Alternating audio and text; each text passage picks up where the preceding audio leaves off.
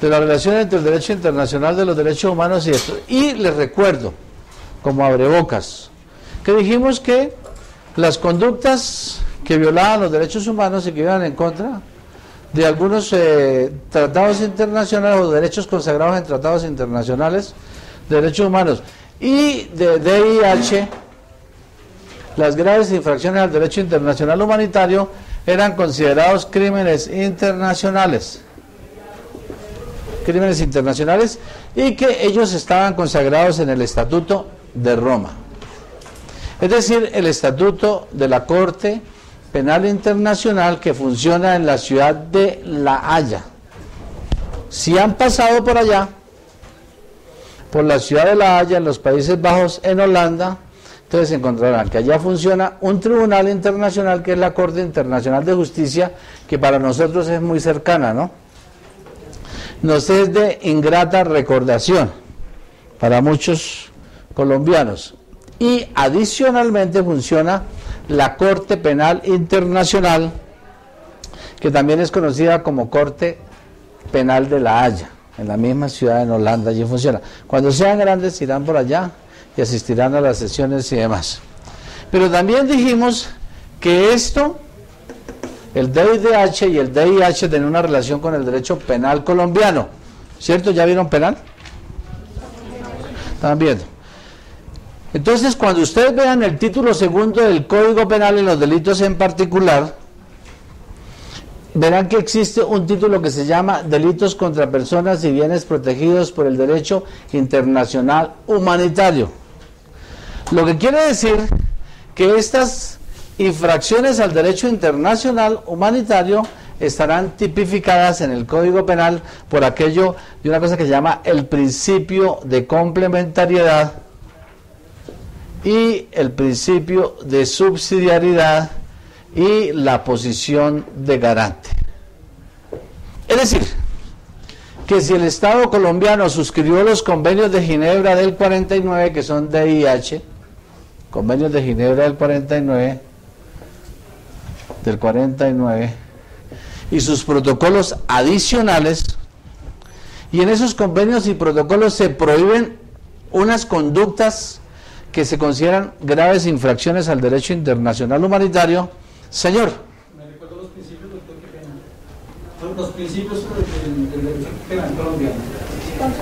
¿Cuáles son? No son principios del derecho penal colombiano. Subsidiariedad y complementariedad, pero no son del derecho penal colombiano, son principios que operan frente a los tribunales internacionales. Es decir, esos principios yo ya los expliqué acá, pero vuelvo y les reclamo. Esos principios indican que los estados se han reservado, dada su posición de garante frente a los derechos humanos pactados en tratados internacionales, se han reservado la primacía para ellos investigar y condenar a los que violan esos derechos humanos.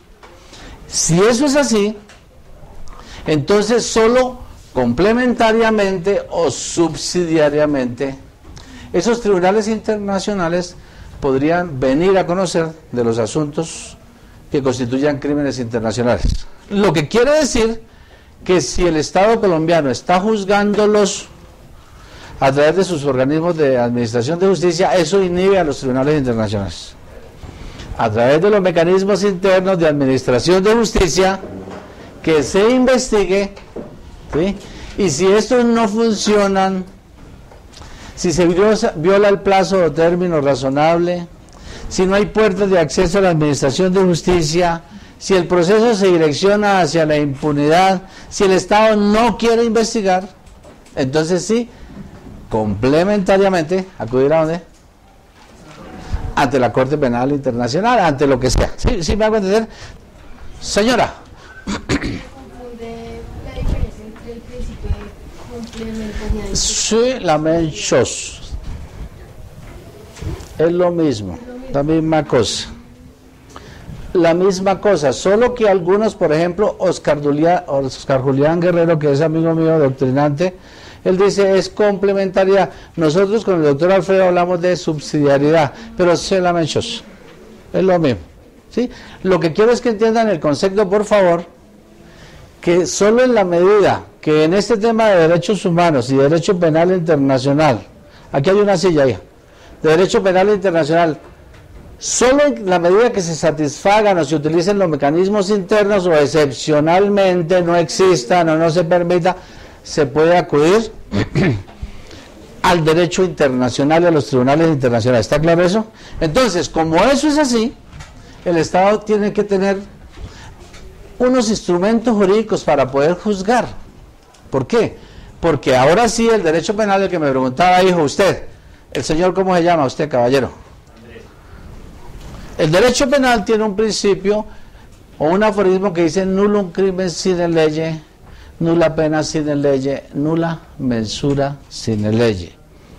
¿Qué es eso frente a lo que estamos hablando? Es necesario que en la ley nacional se vea representado ese principio, esté allí porque no hay delito sin ley previa que lo establezca, no un crimen sin ley. No hay pena sin ley previa que lo establezca, es nulo crimen, nula pena sin ley. Y no hay medida de seguridad sin ley previa que lo establezca. O sea que el principio de tipicidad, para poder ejercer la posición de garante, indica que primero debe llevarse al Código Penal la conducta criminal, describirla de manera adecuada y colocarle una sanción, ¿cierto? ¿Dónde está eso? Código Penal, título segundo del Código Penal, que se llama Delitos contra las personas y bienes protegidos por el derecho internacional humanitario. Si no se utiliza eso, entonces sí, vamos al derecho penal internacional, pero con las 4 categorías que tienen allá, que son genocidio, lesa humanidad, crímenes de guerra y agresión. Ténganlo claro, no es más, no es más. Y el de agresión recientemente fue descrito para poder ser tipificado y está a puertas de entrar en vigor. ¿Listo? Entonces, eso tiene que ver el DIDH y el DIH con el derecho penal internacional. Y con el derecho disciplinario, no sé si ya les dije, que es la ley 734 de 2002, y que indica el artículo 48 de esa ley, que habla de las faltas gravísimas cometidas por quienes, por los servidores públicos o por aquellos que cumplen funciones públicas. No sé si alguien ya lo leímos la vez anterior. Bueno, si alguien tiene acceso a internet y puede buscar la ley 734 de 2002, 734 de 2002, busque artículo 48 y entonces usted encontrará que los que ejercen funciones públicas o son servidores públicos pueden estar incursos en violaciones de derechos humanos e infracciones al derecho internacional humanitario que, de acuerdo al principio de subsidiariedad, deben ser juzgados por la ley nacional a través del Código Único Disciplinario. ¿Sí? Código Único Disciplinario, ley 734 de 2002 y que está en proceso de reforma. Artículo 48, ¿encontró? Hijo, si usted mira del quinto hacia adelante, pongan cuidado, recuerde que estamos haciendo una comparación entre esto y esto bajo una cosa que se llama la complementariedad de los tribunales internacionales y la posición de garante de los estados. Entonces, ¿qué dice el 48? Lea el enunciado del 48, hijo, y luego miras el quinto hacia adelante. Faltas gravísimas. Eso. Son faltas gravísimas las siguientes. Realizar cualquiera de los actos mencionados a continuación con la intención de destruir total o parcialmente a un grupo nacional, étnico, racial, religioso, político o social. ¿Cómo se llama eso en sede del derecho penal internacional? Genocidio. Y sigue hablando de genocidio. A. Lesión grave a la integridad física o mental de los miembros del grupo. B. Sometimiento internacional del grupo a condiciones de existencia que hayan de acarrear su exclusión física total o parcial. Piensen en el genocidio nazi frente a los judíos. Yo les conté que estuve en Auschwitz, en Europa, en los campos de concentración, y uno recorre toda la historia y encuentra el sometimiento del pueblo semita a condiciones de extinción, a partir de los guetos, los campos de concentración, de trabajo y finalmente de exterminio. Siga, hijo. C. Medidas destinadas a impedir los nacimientos en el seno del grupo. ¿Por qué eso puede constituir genocidio? Porque, claro, por supuesto, si las mujeres de un grupo racial no paren sus hijos, no tienen sus hijos, ¿qué pasa con la población? Se empieza a envejecer y finalmente a extinguir. También ocurre si los hombres de otra tribu o grupo social las fecundan y no dejan que sus hombres lo hagan. Eso también es genocidio, claro, por supuesto. Siga, hijo. C. Traslado por la fuerza de miembros del grupo a otro. La misma cosa. Ocasionar con el propósito de destruir total o parcialmente un grupo nacional, étnico, racial, religioso, político, colectividad con identidad propia, fundada en motivos políticos, por razón de su pertenencia al mismo, la muerte de uno o varios de sus miembros. Séptimo, incurrir en graves violaciones al derecho internacional humanitario. Eso. Entonces, si ustedes, y ahí vamos a seguir, porque ahí sigue desaparición y demás. Si ustedes miran con detalle, encontrarán que se ven representadas los derechos humanos consagrados en los tratados internacionales, en el Código Disciplinario. Pero el séptimo que leíste, séptimo, hijo, el último, el séptimo que leíste habla de las graves violaciones. Eso es una falta de tecnicismo, no son violaciones sino infracciones.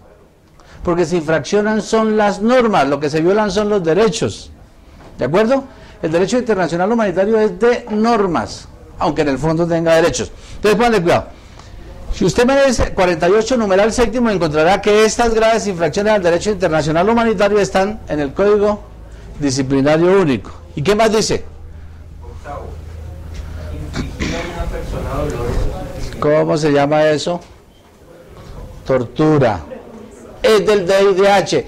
Existe un tratado internacional que se llama Convención Internacional contra la Tortura y otros tratos y penas crueles, inhumanas y degradantes, que es del sistema de Naciones Unidas. También existe en el sistema interamericano. Pero Colombia, para poder juzgar ese comportamiento, tiene que tenerlo en sus leyes nacionales. Y si usted mira el Código Penal, también encontrará el comportamiento de la tortura. Entonces, solo como referencia, ¿de acuerdo? Bien, entonces...